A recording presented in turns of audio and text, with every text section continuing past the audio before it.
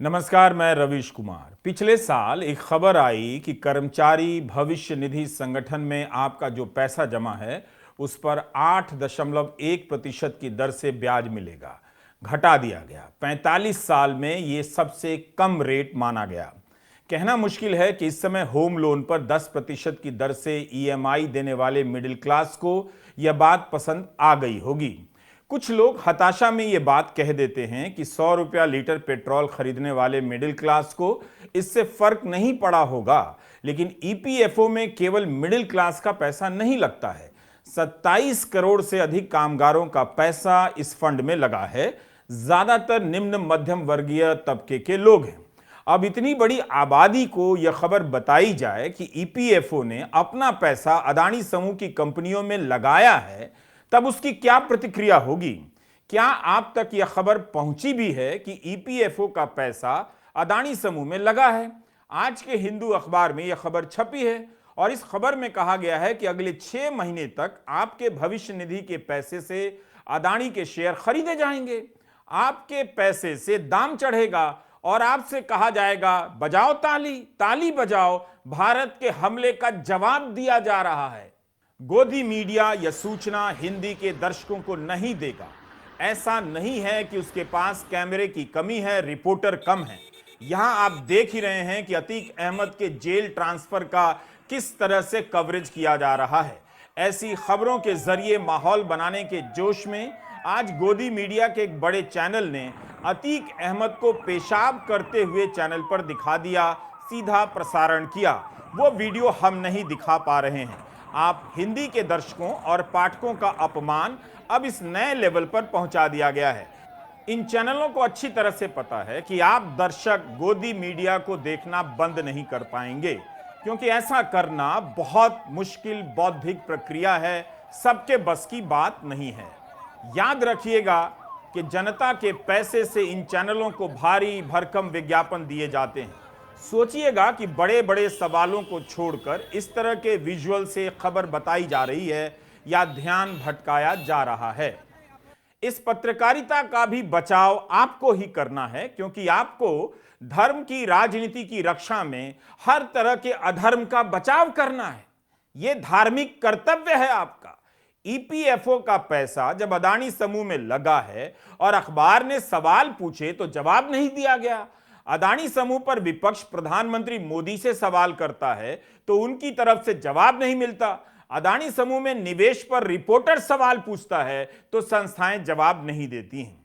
जब जवाब नहीं आएगा तब कैसे पता चलेगा कि क्यों पैसा लगाया गया और यह गलत नहीं है? और अब जब हिंडनबर्ग की रिपोर्ट के बाद शेयरों के दाम गिरे हैं तो क्या उस पर विचार किया जाएगा कि अदानी समूह में निवेश रोका जाए? इस सवाल का जवाब देने में किसी को क्या दिक्कत हो सकती है? अगर पेंशन और पीएफ का पैसा डूब गया तो फिर क्या होगा? आज संसद परिसर में कांग्रेस के सांसद काले लिबास में आए। जयराम रमेश से लेकर तमाम नेता काले कुर्ते और शर्ट में थे। बड़े से काले बैनर पर सत्यमेव जयते लिखा था। संसद भवन के परिसर में मार्च भी हुआ। कांग्रेस सांसद मनीष तिवारी ने स्थगन प्रस्ताव के तहत राहुल गांधी को अयोग्य ठहराए जाने के मसले पर चर्चा की मांग की है, नोटिस दिया है। लेकिन उसके पहले कांग्रेस अध्यक्ष मल्लिकार्जुन खड़गे के कमरे में विपक्षी दलों की बैठक भी हुई। आज भी कांग्रेस के साथ DMK, SP, JDU, BRS, CPM, RJD, NCP, CPI, IUML, MDMK, KC, TMC, RSP, AAP, JNK, NC और एसएस के नेता शामिल हुए। और इस बैठक में संयुक्त विपक्ष ने अदानी महाघोटाले पर जेपीसी बनाने की मांग दोहराई। आज की बैठक में तृणमूल कांग्रेस के 2 सांसद भी शामिल हुए। प्रसून बनर्जी और जवाहर सरकार ने हिस्सा लिया। अभी तक तृणमूल कांग्रेस ऐसी बैठकों से दूरी बना रही थी। इसके अलावा आज गांधी की प्रतिमा पर कांग्रेस के सांसदों ने प्रदर्शन किया और मोदी अदानी भाई भाई के नारे लगाए। हम ये दिखाना चाहते हैं कि इस देश में डेमोक्रेसी को मोदी जी एक एक करके खत्म कर रहे हैं। एक तो पहले ऑटोनोमस बॉडीज को खत्म करते हुए आए, दूसरी तरह जो कानूनी तहत लोग चुनाव में जीत के आए, उनको डरा धमका के उन्होंने हर जगह अपनी सरकार बनाने में गए। तीसरी बात, जो लोग झुकते नहीं उनको झुकाने के लिए ईडी का इस्तेमाल, सीबीआई का इस्तेमाल उन्होंने किया और कर रहे हैं भी। आज काले कपड़ों में सदन में आए। कब तक कांग्रेस पार्टी इतनी छोटे स्तर की राजनीति करती रहेगी? मैं पूछना चाहता हूं, चाहे वो सत्याग्रह हो या काले कपड़े पहन रहे हैं, वो उससे क्या लोकतंत्र के मंदिर को अपमानित करना चाहते हैं? देश के कानून व्यवस्था को अपमानित करना चाहते हैं? क्या वो काले कपड़े जो पिछड़े समाज, जो ओबीसी के लिए अशब्द कहे गए हैं राहुल जी द्वारा, उसको वो जस्टिफाई करना चाहते हैं? क्या जिस कोर्ट ने, न्यायालय ने उनको कन्विक्ट किया है, उसके खिलाफ प्रदर्शन था? रविवार को सत्याग्रह और अब संविधान बचाओ आंदोलन। कांग्रेस ने अदानी समूह पर लगे आरोपों को लेकर पहले भी राजभवन से लेकर जिला स्तर और ब्लॉक स्तर पर प्रदर्शन किया है।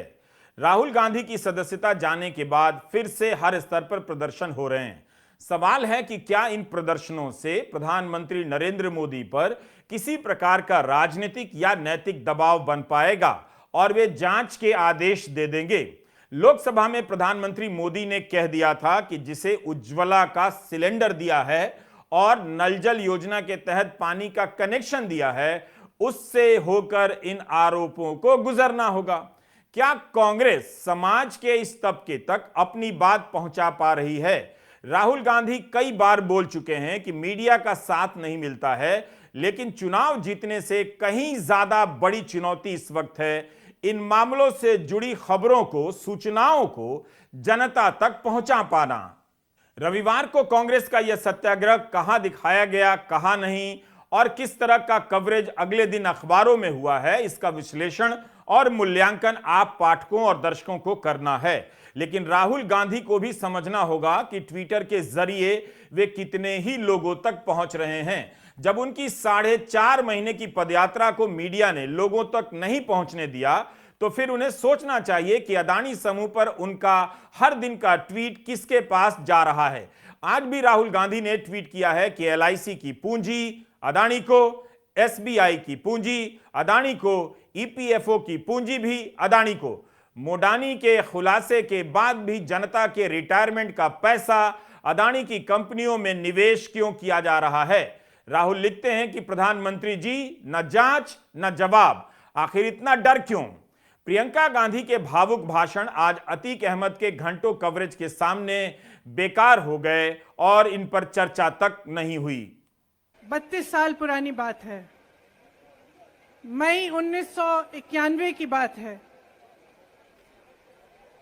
मेरे पिता की शव यात्रा 3 मूर्ति भवन से निकल रही थी। अपनी मां के साथ और अपने भाई के साथ हम एक गाड़ी में बैठे थे। सामने भारतीय सेना की एक ट्रक थी, फूलों से लदी हुई थी। उसके ऊपर मेरे पिताजी का शव था।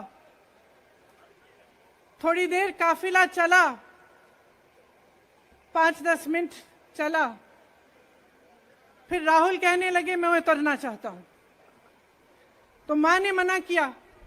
उस समय सुरक्षा का भी बहुत वो था, तो मां ने कहा नहीं, तुम उतर नहीं सकते।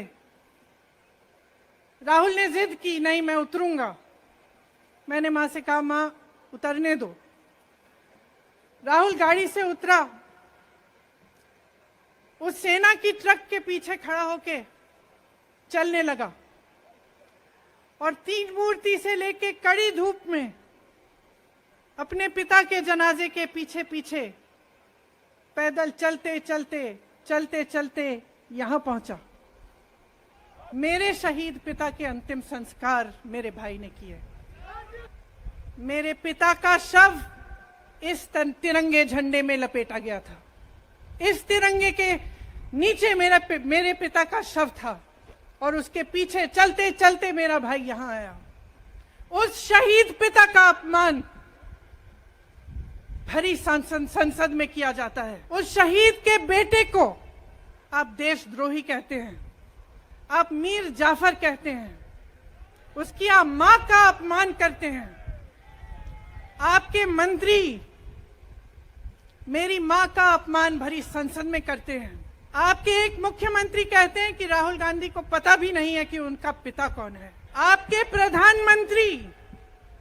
प्रधानमंत्री भरी संसद में खड़े होकर कहते हैं कि ये परिवार नेहरू नाम को इस्तेमाल क्यों नहीं करता। पूरे परिवार का अपमान करते हैं।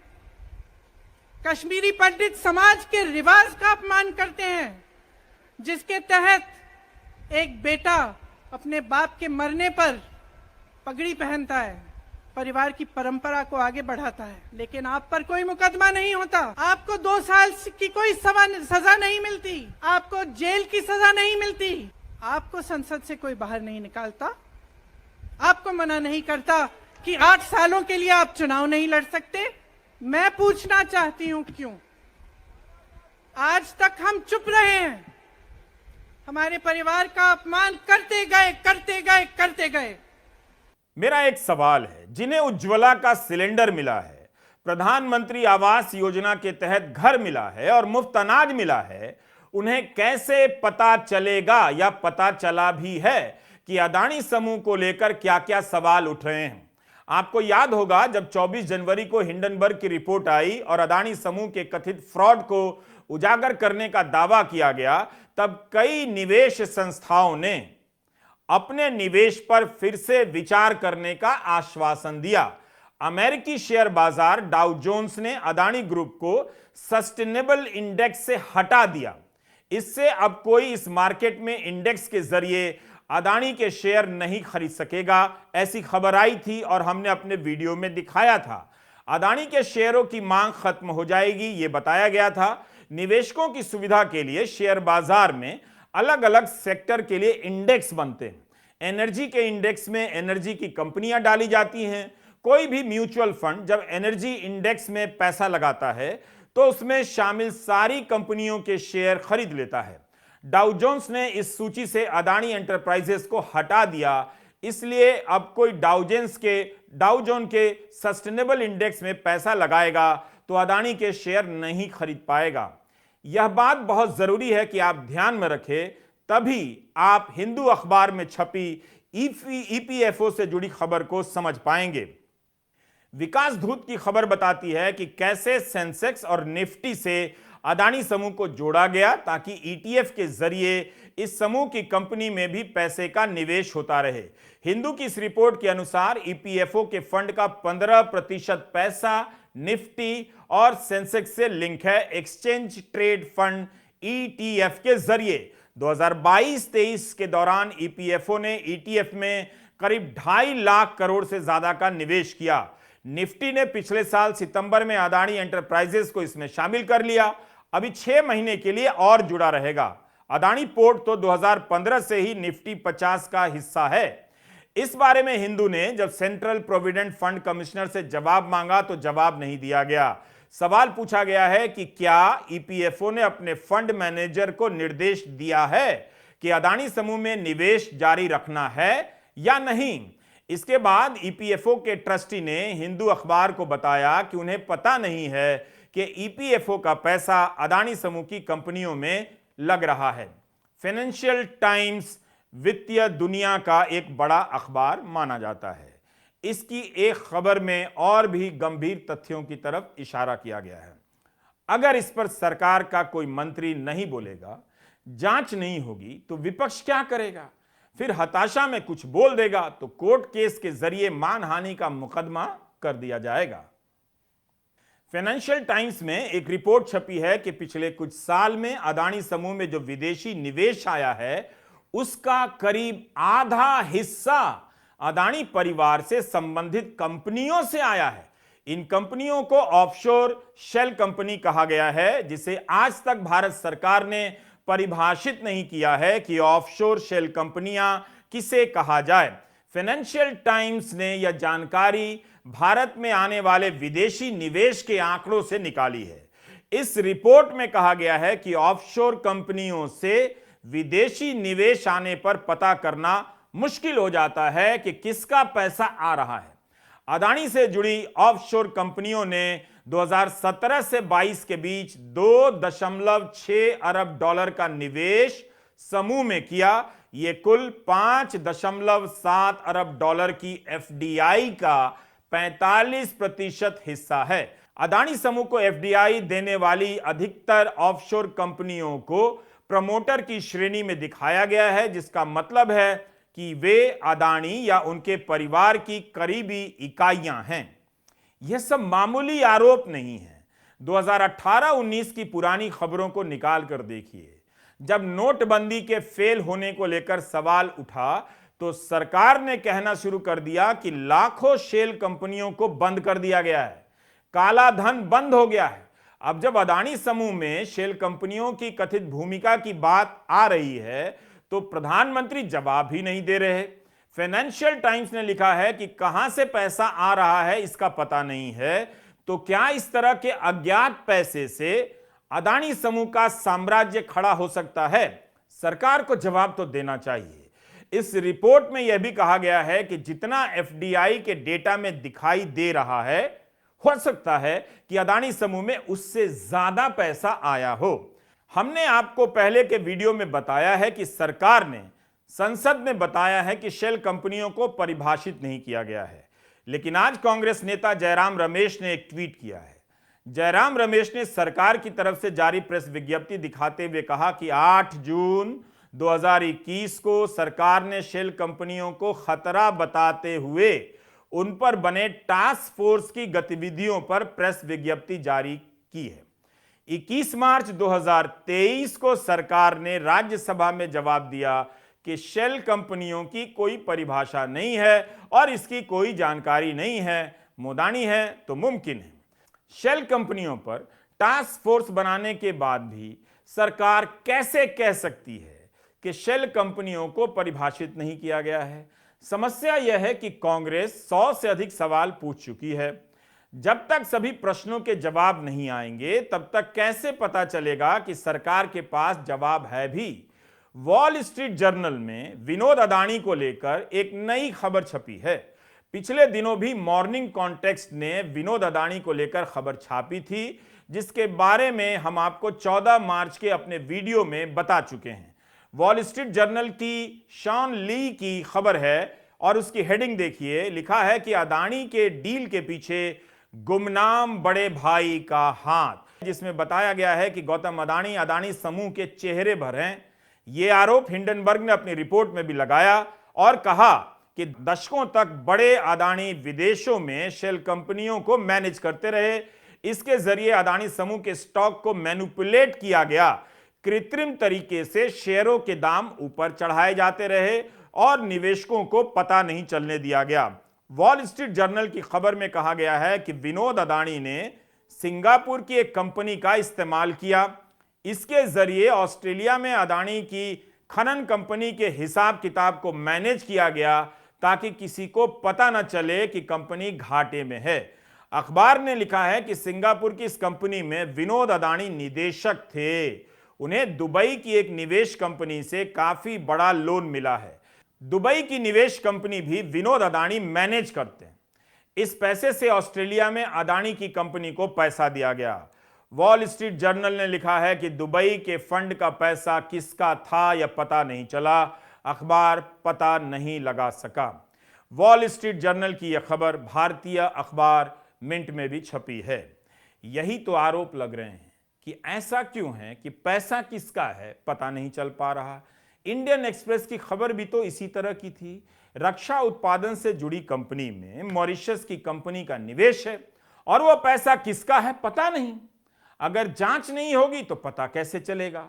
अदानी समूह ने 413 पन्नों के जवाब में फ्रॉड के आरोपों का खंडन किया है, मगर उसके बाद उनके खंडन को चुनौती देने वाली कितनी ही खबरें आ गईं जिन पर बात नहीं हो पा रही है। राहुल गांधी कह रहे हैं, लेकिन उनकी बात पहुंच कहां रही है, किस तक पहुंच रही है? अदानी जी की शेल कंपनीज हैं। अदानी जी की शेल कंपनीज हैं उसमें 20,000 करोड़ रुपया किसी ने इन्वेस्ट किया। अदानी जी का पैसा नहीं है, का पैसा नहीं है। अदानी जी का इंफ्रास्ट्रक्चर बिजनेस है, पैसा किसी और का है। सवाल यह है, ये जो 20,000 करोड़ रुपए हैं, ये किसके हैं? यह सवाल मैंने पूछा। इस देश में लोकतंत्र खत्म हो गया है। इस देश के लोग जो इनके दिल में है, हमारे दिल में है, बोल नहीं सकते हैं। इस देश के इंस्टीट्यूशंस पर आक्रमण हो रहा है, और उस आक्रमण का मैकेनिज्म क्या है? उस आक्रमण का मैकेनिज्म नरेंद्र मोदी जी और अदानी जी का रिश्ता है, वो फाउंडेशन है। मैं नरेंद्र मोदी जी पर सवाल नहीं पूछ रहा हूं, मैं अदानी जी पर सवाल पूछ रहा हूं। बीजेपी अदानी जी को क्यों प्रोटेक्ट कर रही है? आप नरेंद्र मोदी जी को प्रोटेक्ट कीजिए। मैं अदानी जी पे पूछ रहा हूं, आप अदानी जी को क्यों प्रोटेक्ट कर रहे हो? आप इसलिए अदानी जी को प्रोटेक्ट कर रहे हो क्योंकि आप ही अदानी हो। कभी अदानी समूह कहता है कि विनोद अदानी का अदानी कंपनियों में कोई मैनेजरियल रोल नहीं है। फिर 15 मार्च को सीएनबीसी चैनल ने रिपोर्ट कर दिया कि अदानी समूह ने चैनल से कहा है कि अंबुजा सीमेंट और एसीसी का अधिग्रहण करने वाले एंडेवर ट्रेड एंड इन्वेस्टमेंट पर विनोद अदानी का नियंत्रण है और इसके मालिक अदानी समूह है। सीएनबीसी ने लिखा है कि इस जवाब से साफ होता है कि अदानी समूह और विनोद अदानी को एक ही इकाई के रूप में देखा जाना चाहिए। गौतम अदानी तो भारतीय हैं, मगर विनोद अदानी तो दूसरे देश के नागरिक हैं। क्या उन पर उठने वाले ये सवाल भी भारत पर हमला हैं? ठीक है कि लोग धर्म की राजनीति में होश गंवा बैठे हैं, मगर बेहोशी में भी इतना तो पता चल ही जाता होगा कि कौन भारत का नागरिक है और कौन साइप्रस का। विनोद भले ना देखे, मगर विनोद को देखने वाले दर्शक तो समझ ही जाते होंगे, है कि नहीं विनोद? बाकी आप गोदी मीडिया से पत्रकारिता सीखते रहें, मल मूत्र के विशेषज्ञ तो बन ही जाएंगे। नमस्कार, मैं रवीश कुमार।